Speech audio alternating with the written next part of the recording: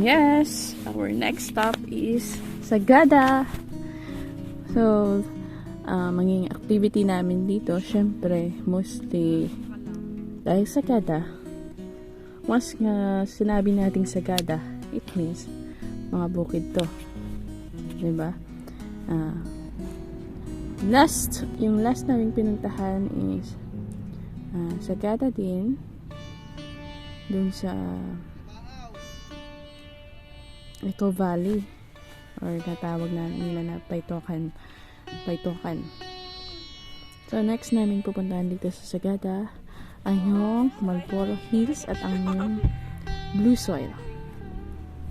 So sa aming paglalakbay, sinimula namin yung aming pakikipagsapalaran sa bandang 3 AM dahil mostly 3 AM yung mga tao dito na bumabangon at pupunta dito para lang makarating sa bukid.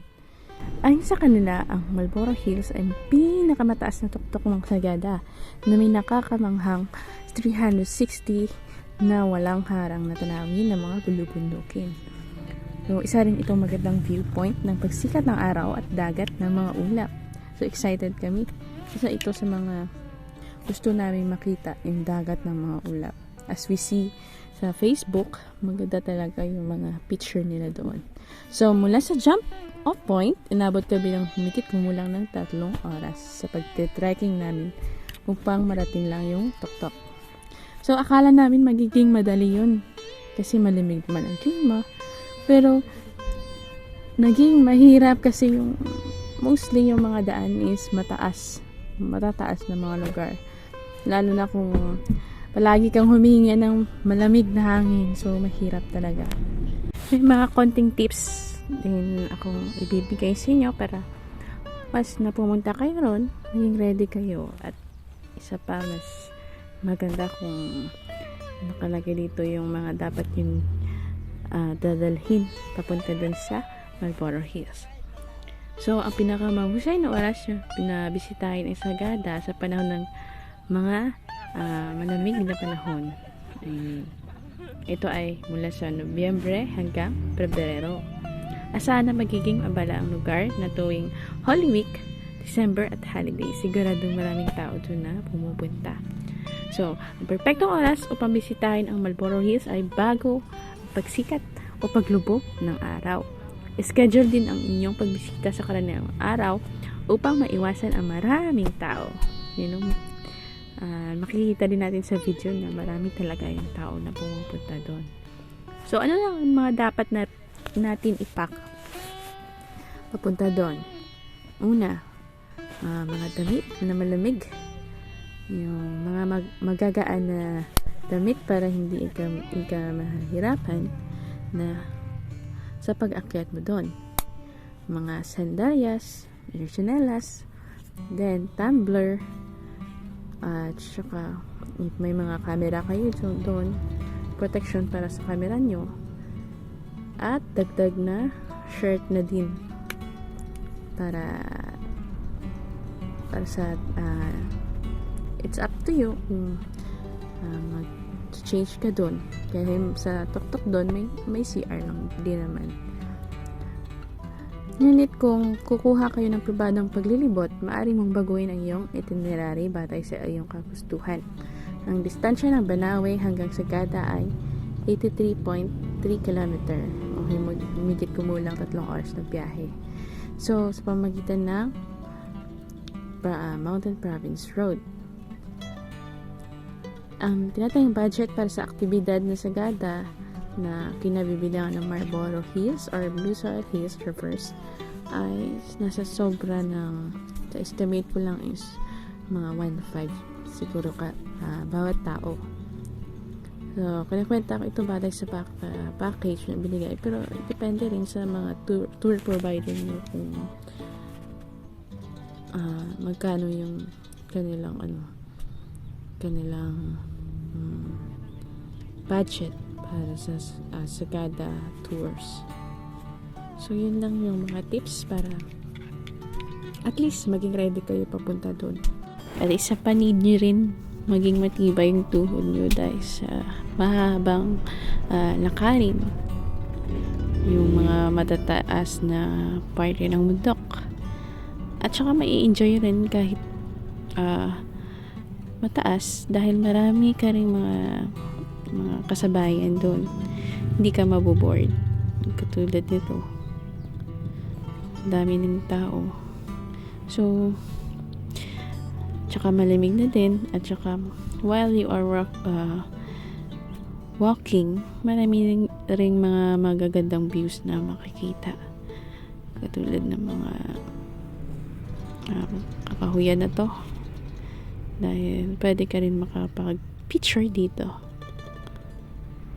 So, ayan, patuloy yung paglalakad namin. So, malapit nang bumungad yung araw. At saka, hindi pa rin gumugunaw or hindi pa rin umaalis yung fog dito. Mga bandang alas 5:30 na yata to. Papuntang alas 6.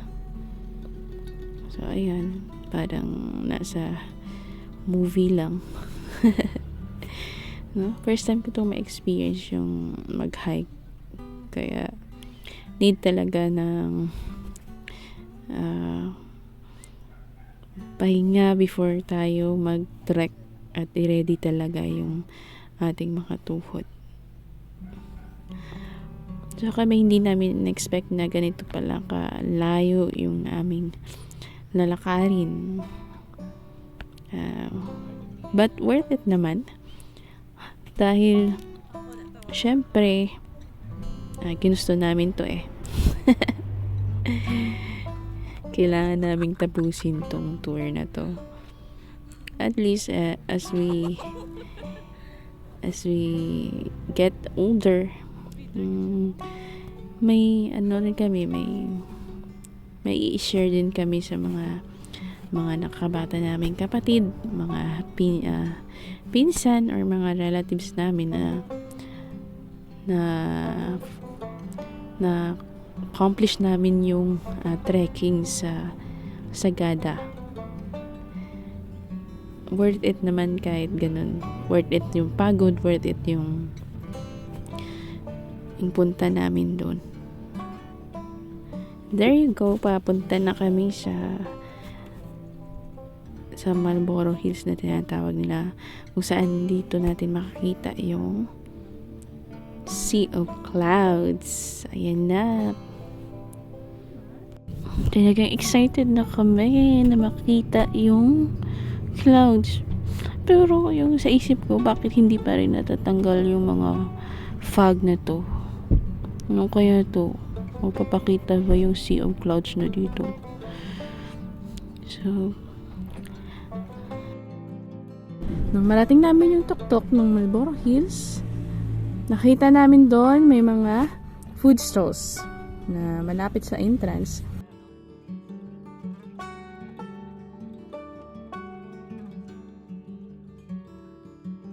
Saksamang palad, pagdating namin doon, mahiyain si Haring Araw at kapal yung hamog. Maraming fog. So, doon kami mismo na disappoint kasi wala kaming nakikitang dagat ng mga ulap. So, ayun, medyo nalungkot ako. Pero, okay lang. At least, napuntahan namin yung tuktok. Pero mas maganda sana yung nakita namin yung Sea of Clouds. Dahil mismo si Manong, sabi niya, pasensya na kayo, hindi yung napakita yung mga Sea of Clouds. So, pagdating namin, kumain na lang kami. Nag-agahan ng lugaw ang kinain namin doon. And then, kahit ganun, yung kahit ganun yung nangyari, marami pa rin mga tanawin doon. Kahit nakikilakbay ka sa mga turista din doon, marami kasi, hindi lang kami doon. Mostly about 500 plus nakatao doon pumupunta. Hindi ko lang alam pero estimated ko yan. So, unang bahagi ng trekking, yan yung Marlborough Hills. And then, dahil hindi pa tapos yung paglalakad namin, as in, malayo talaga yung linakad namin. Pagkatapos ng mga photoshoots, pagkatapos ng mga trails namin doon, nung sunod naman na pinuntahan namin yung Blue Soil Hills. So sa daan pa lang, lahat kami nagagandahan dahil yung fogs, additional pa yung mga gagandang tanawin, is okay na kahit walang dagat ng ulap. So next is yung Blue Soil Hills na Sagada, or tinatawag nila na Kaman-Otek Hills. So very interesting dahil nakita ko yun sa Facebook post ng mga nakarating na doon. Yung soil is parang blue, white or blue, para something na ganyan. So doon start na kami ng trekking, siguro 4 hours. Hindi ko lang alam dahil hindi ko na naisip yung oras, kasi habang naglalakad ka, okay, focus kami sa paglalakad.